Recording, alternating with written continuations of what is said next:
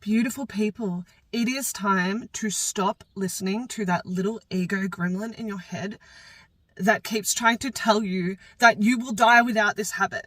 Like, coming from someone who is in addiction recovery, honestly, there have been days where I literally thought that I was dying, that I was like, oh my gosh, what is the point? Why am I doing this? Like, that wasn't me.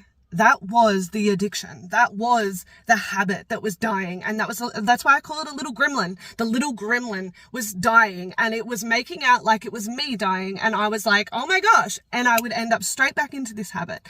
Now, this little gremlin is like this little, I don't know, I imagine it like this little green, gray cloud of like,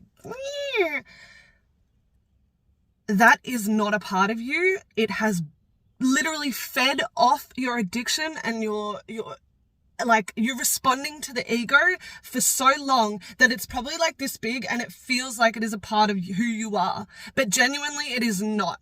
And if you can turn around to that gremlin whenever you feel like you're dying or you feel sick or you're like, oh my gosh, I can't do this anymore, or, you know, the bad stuff, I need you to turn around to this gremlin and say, yeah, I know you're dying because I've chosen it this way. You need to put down a marker and make sure that you are differentiating between you and the breaking of that habit, that little gremlin. That's why it's so easy to make it into an inanimate object or its own little thing. Because once you do that, you realize that it isn't who you are. I think I got this also from the Dr.